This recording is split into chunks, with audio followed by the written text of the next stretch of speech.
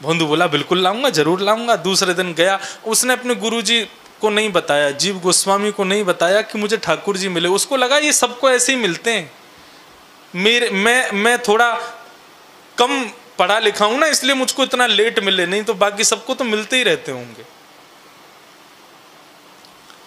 दूसरे दिन और सामग्री लेकर के गया, जाकर के ठाकुर जी को खिलाया। अब ठाकुर जी से उसकी मित्रता हो गई।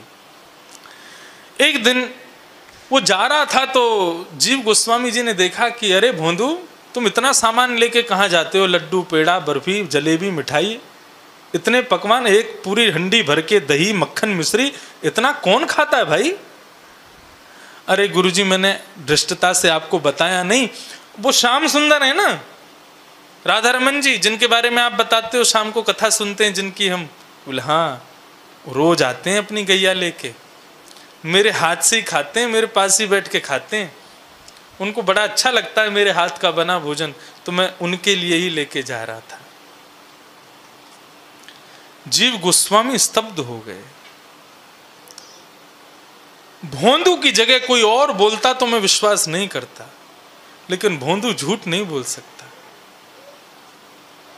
जीव गोस्वामी सहज भाव से भोंदू के पास गए, गले, उसके गले में ऐसे कंधे पर हाथ रखा, बोले भोंदू, वो साक्षात भगवान है, अब उनको वहां जंगल में खिलाते हो, अच्छा नहीं लगता ना, एक दिन आश्रम लेकर के आओ और यहां बढ़िया रसोई तैयार करके फिर उनको खिलाएंगे।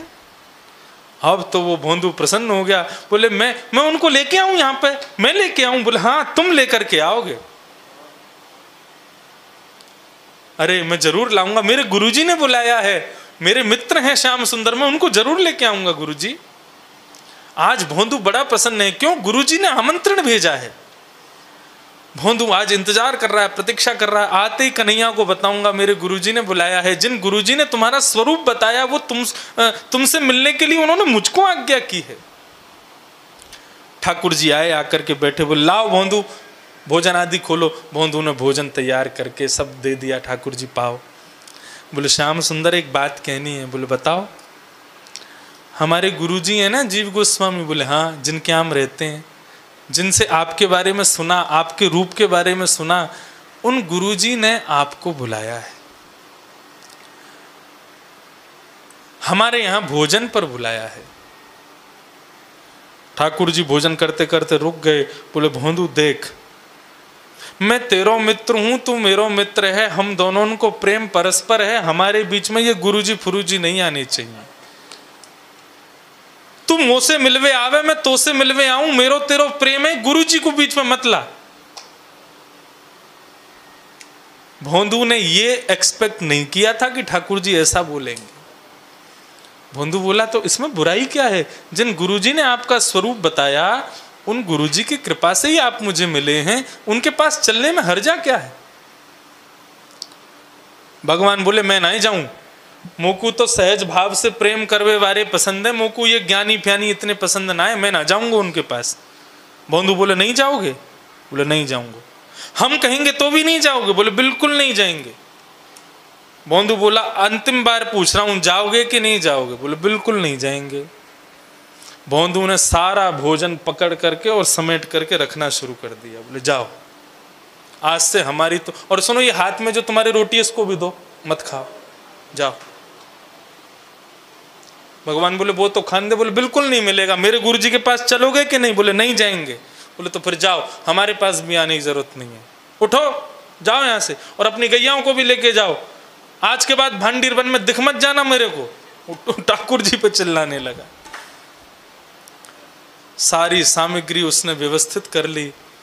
ठाकुर जी ऐसे जैसे कोई मुंह उतर गया ठाकुर जी का, जैसे कोई छोटा सा बालक कहीं जाने की जिद करे और माँ मना कर दे तो उसका मुंह कैसे लटक जाता है, ऐसे ठाकुर जी उसकी प्रत्येक प्रक्रिया देख रहे हैं। भोंदू रुकना, अरे भोंदू सुनना, बोल बात मत करो हमसे, दूर रहो।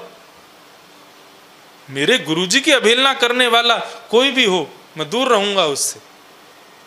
कल से या तो तुम यहां मत आना या फिर मैं आना बंद कर दूंगा। अब से हमको अपना ये जो ये सुंदर सा चेहरा बना के आते हो ना, ये दिखाना नहीं कल से मेरे को। भोंदू ने इतनी फटकार लगाई, ठाकुर जी सहम गए। अरे भोंदू बात तो सुन। बोले कुछ नहीं सुनना, हाँ या ना, आओगे या नहीं आओगे? बोले नहीं आऊंगा। बोले ठीक है तो फिर जाओ। भोंदू अपनी सारी गैयाओं को समेट करके सबको ले आया। बोले मैं जा रहा हूं यहां से। थोड़ी देर बाद आया, बोले मैं क्यों जाऊं, तुम जाओ यहां से, जाओ। ठाकुर जी का और उसका ऐसा विनोद होने लगा। अंत में भोंदू बोला आप तो जाओगे नहीं, ढीठ हो ना, मैं ही चला जाता हूं। भोंदू जाने लगा। अब जैसे जैसे भोंदू दूर जा रहा है वैसे वैसे ठाकुर जी की व्याकुलता बढ़ती जा रही है। देखते ही देखते ठाकुर जी के नेत्र सजल हो गए, जोर जोर से चिल्लाने लगे, लेकिन भोंदू पीछे मुड़कर के भी नहीं देख रहा। उसके सहज भाव से रोटी खिलाना, उसके सहज भाव से ठाकुर जी के बगल में बैठना, ठाकुर जी के चरणों को दबाना, ठाकुर जी के चरणों में लगी रज को साफ करना, सब याद आ रहा है राधा रमन जी को। और कह रहे हैं कल से कौन करेगा ये सब। थोड़ी दूर जाते ही जैसे ही भोंदू दिखना बंद हो गया, राधा रमन जी से मानो जैसे कोई तीनों लोक का साम्राज्य छीन रहा हो। अपने स्थान से दौड़े हैं श्याम सुंदर, और दौड़ करके गए और जाकर के भोंदू को अपने हृदय से लगा लिया। बोले तू जो कहेगा सो करेंगे, लेकिन तू हमसे दूर मत जा भोंदू।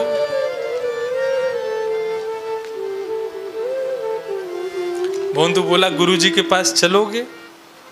ठाकुर जी के नेत्र सजल हो गए। बोले अभी चलूंगा, चल लेके चलूंगा। जीव गोस्वामी अति विद्वान परम मनीषी आज अपने आश्रम में बैठे थे, तभी दर्शन करते हैं विशाल गौ समूह आ रहा है, और उस विशाल गौ समूह के बीच में एक छोटा सा ग्वारिया भोंदू और उसके गले में गलवैया डाल करके श्याम सुंदर जीव गोस्वामी के आश्रम में पधारे। इसको रस नहीं कहते, इसको रास कहते हैं। जहां कोई साम्राज्य छूट रहा था क्या भगवान का? वे तीनों लोगों के अधिपति हैं, वे तो उनको एक छोटे से ग्वारिया से क्या मतलब।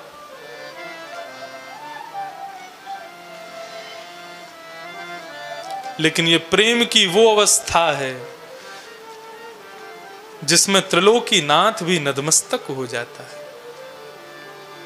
और ये प्रेम की अवस्था, इस प्रेम की राजधानी श्री वृंदावन है।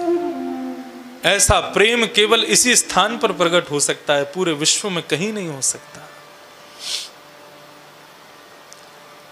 कौन पावे आको पार, अरे कौन पावे आको पार। ओ भैया प्रेम ने दिया कि सदा उल्टी बहे धार। कौन पावे आको पार, प्रेम ने दिया कि सदा उल्टी बहे धार। कौन पावे आको पार, प्रेम ने दिया कि सदा उल्टी बहे धार। कौन पावे आको पार, प्रेम ने दिया कि सदा उल्टी बहे धार। ओ देखो मैं सुनाऊं एक बात में, देखो मैं सुनाऊं एक बात में, देखो मैं सुनाऊं एक बात में। देखो मैं सुनाऊं एक बात में।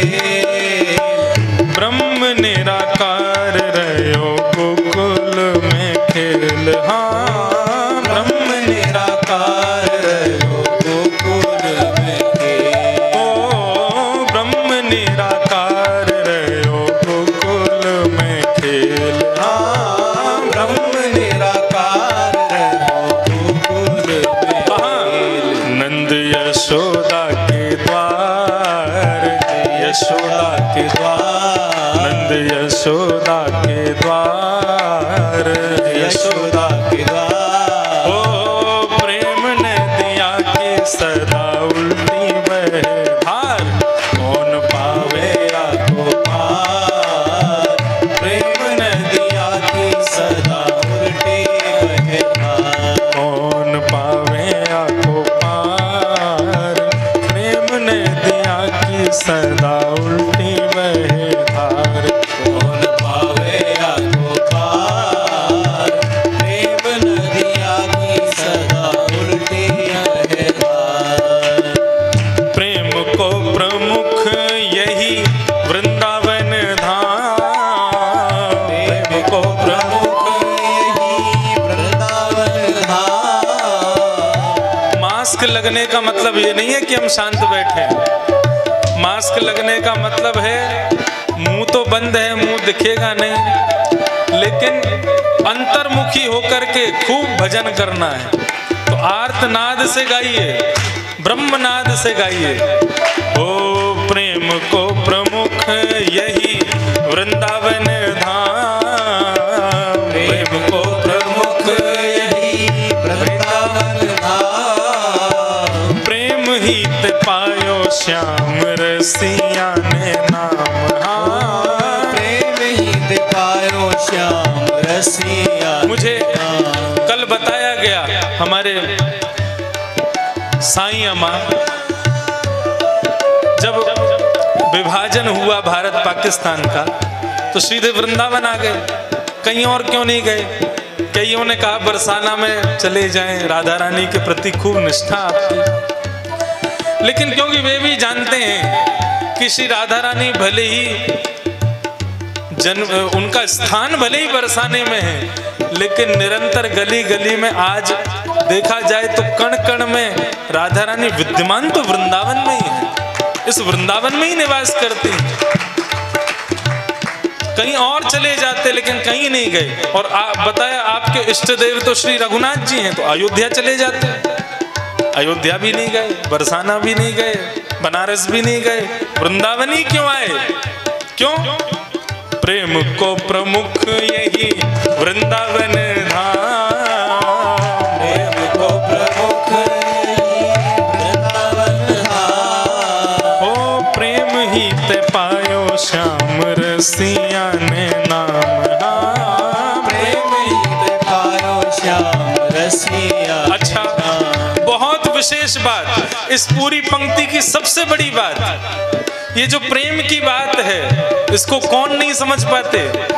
या है जाने कहाँ गवार, जाने कहाँ गवार, या है जाने कहाँ गवार, जाने कहाँ गवार। ओ प्रेम ने दिया कि सदा उल्टी बहे धार। कौन पावे आगो पार, प्रेम नदिया की सदा उल्टी बहे धार। अरे हाँ प्रेम ने दिया कि सदा उल्टी बहे धार।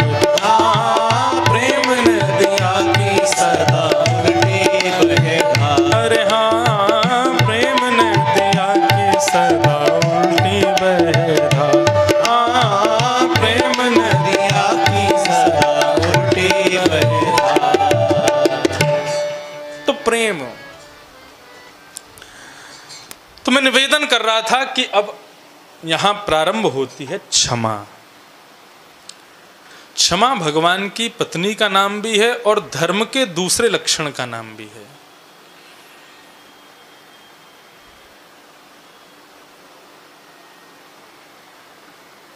अहंकारी व्यक्ति कभी क्षमा नहीं करता।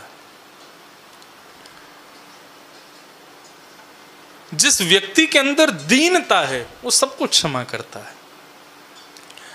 भगवान को सबसे प्रिय गुण जो मानव का लगता है वो क्षमा ही है। मानव के अंदर कोई गुण हो चाहे नहीं हो पुरिया, लेकिन क्षमा यदि है तो भगवान को वो अति प्रिय है। और इस बात का प्रतिपादन भी भागवत, मैंने कहा मैं भागवत का वक्ता हूं, हर चीज में प्रमाण भागवत का ही दूंगा। जब द्रौपदी के 5 पुत्रों को मार दिया था अश्वत्थामा ने, तब अर्जुन ने प्रतिज्ञा की थी कि मैं छोड़ूंगा नहीं अश्वत्थामा को। तब द्रौपदी कहती है मुच्यताम मुच्यतामेश ब्राह्मणों नितराम गुरु, ये ब्राह्मण हमारे गुरु हैं, इसको मत मारो। द्रौपदी वहां बहुत सारी बातें कहती है कि इसको मारने से मेरे पुत्र जीवित नहीं हो जाएंगे। पुत्र के मरने का शोक माँ को कितना होता है ये मैं जानती हूँ, और ये जानते हुए भी मैं इसको मरवा के इसकी माँ को कष्ट दूं, ऐसा मुझे नहीं करना चाहिए। अर्जुन इसको मत मारो। तब द्रौपदी के उस क्षमा के भाव को देख करके भगवान ने द्रौपदी को अपना नाम दे दिया, कृष्णा। द्रौपदी का नाम है कृष्णा। द्रौपदी क्षमा की देवी है। देवकी और वसुदेव भगवान के माता पिता भी क्षमा के देवी देवता हैं। महाराज कंस ने 6 बालकों को मार दिया, फिर भी देवकी और वसुदेव ने उनको क्षमा किया। इसीलिए अष्टम गर्भ के रूप में भगवान पधारे। जो क्षमाशील है, भगवान कहते हैं उसके यहां पुत्र जन्म नहीं लेता, उसके यहां मैं ही जन्म लेता। आप कहेंगे कि अपराध बहुत बड़ा हो तो फिर क्षमा कैसे कर सकते हैं हम?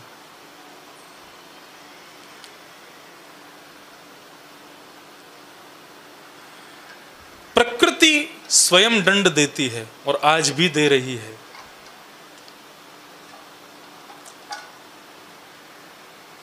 दंड देने का अधिकार मानव का नहीं होता, दंड देने का अधिकार प्रकृति का है। यदि किसी ने आपके साथ गलत किया तो उसको भगवान भरोसे छोड़ दो। आप अपने मन को मलिन मत करो क्रोध करके। क्रोध करते ही आप देखो सब अपने आप आ जाते हैं आपके पास। क्रोध करते ही हिंसा जन्म लेती है, लोभ जन्म लेता है, काम जन्म लेता है, मोह जन्म लेता है। एक क्रोध के आगमन से सब आ जाते हैं। इसलिए धर्म के 10 लक्षणों में क्षमा को बताया गया। क्रोध नहीं करना चाहिए, क्षमा को रखो अपने पास। कितना भी बड़ा कोई अपराध कर दे, कितना भी बड़ा, आपको अपने स्तर से उसको क्षमा तक ही रखना चाहिए। उस समय बहुत लोग होंगे कहने वाले, अरे नहीं माफ करना चाहिए, नहीं छोड़ना चाहिए था, तुमने बहुत बड़ी गलती कर दी। लेकिन बंधुओं, प्रकृति से, कर्म से कैसे बचेगा वो व्यक्ति? आपने क्षमा कर दिया लेकिन उसका कर्म उसको क्षमा नहीं करेगा।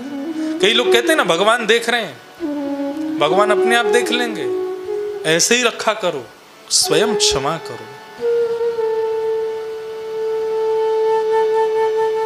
हमारी इस भारत भूमि पर आज से 600 वर्ष पहले एक बहुत बड़े कवि हुए, कविराज श्री जयदेव।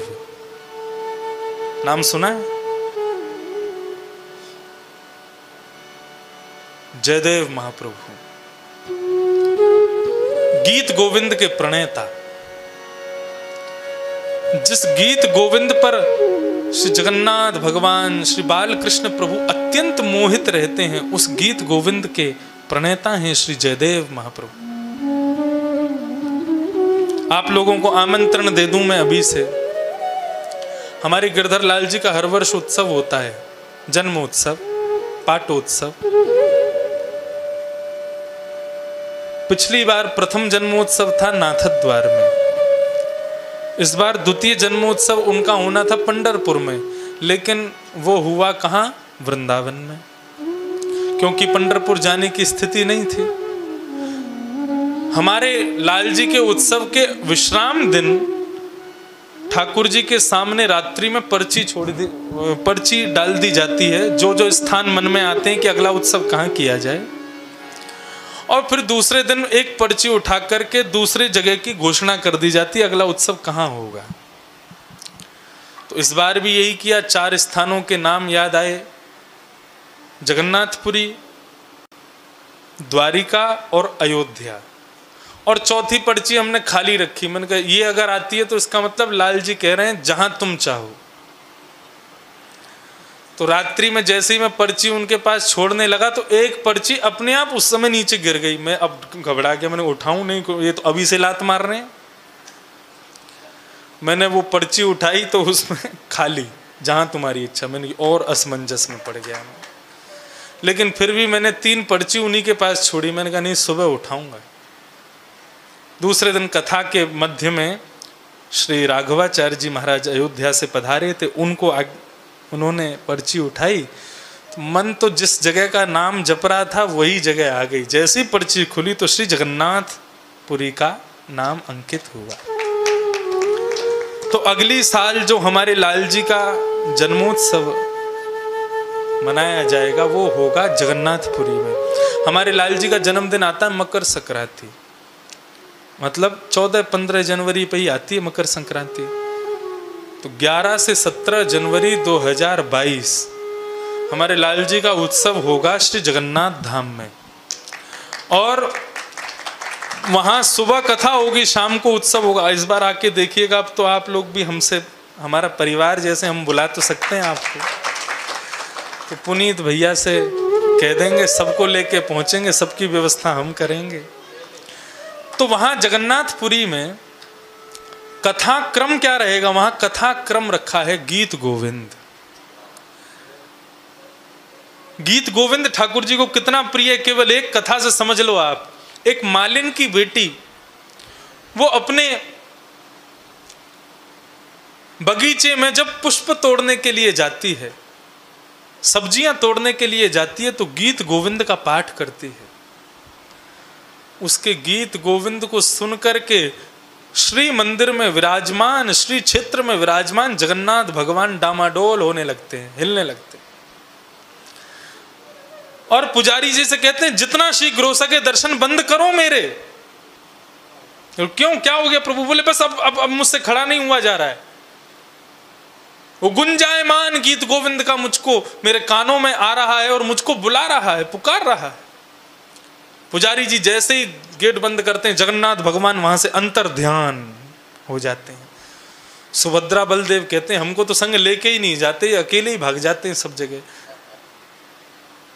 जगन्नाथ भगवान पहुंच गए और वो मालिन की बेटी गीत गोविंद गाते गाते गाते गाते वन में प्रवेश करती जा रही है। भयंकर कांटेदार वनों में प्रवेश करती है। अब वो मालिन की बेटी क्या करती है, अपने अंग को बचाने के लिए, कांटे खूब घने हैं तो उनको ऐसे खोलती है, स्वयं निकल करके जैसे छोड़ती है तो सारे कांटे फिर आ जाते हैं और जगन्नाथ भगवान के मुख पर लग रहे हैं, नाक पर लग रहे हैं, आंख पर लग रहे हैं, सारे वस्त्र फट गए हैं। लेकिन फिर भी इतने आवेश में, इतने भाव विहोर उस गीत गोविंद को सुनने में रहते हैं ठाकुर जी कि उसके पीछे पीछे चलने लग जाते हैं। गीत गोविंद पूरा होते ही जगन्नाथ भगवान वापस अपने मंदिर में आए। जैसे ही कपाट खुले, राजा ने दर्शन किया, जगन्नाथ भगवान के संपूर्ण अंग छिले हुए हैं, वस्त्र फटे हुए हैं। पुजारी ने पूछा, ये जगन्नाथ भगवान के वस्त्र कैसे फट गए? तब श्री जगन्नाथ भगवान नेत्र से अश्रुधार प्रवाहित करते हैं और कहते हैं, मेरे प्रिय जयदेव के द्वारा लिखे गए गीत गोविंद की अष्टपदी एक मालिन की बेटी बड़े अत्यंत सुकोमल स्वर में गाती है, मुझे बहुत प्रिय है। उसको सुनने के लिए मैं वन में जाता हूं, इसलिए मेरे वस्त्र फट जाते हैं, इसलिए मुझे कांटे लग जाते हैं। राजा कहता है, हमारे ठाकुर जी को कष्ट होता है, सोने की पालकी भेजी है मालिन की बेटी के लिए।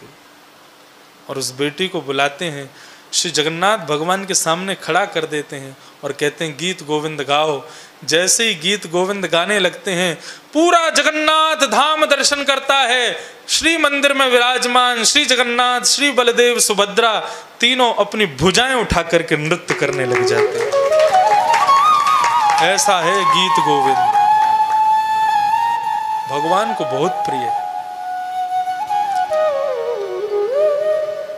तो प्रयास मैं अभी से लगा हूं गीत गोविंद पढ़ने में।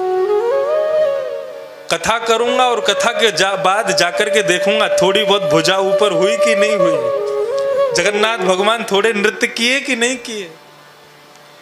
तो ऐसे आनंद की अनुभूति गीत गोविंद से होती। आहा, अभिनव जलधारा सुंदर धृत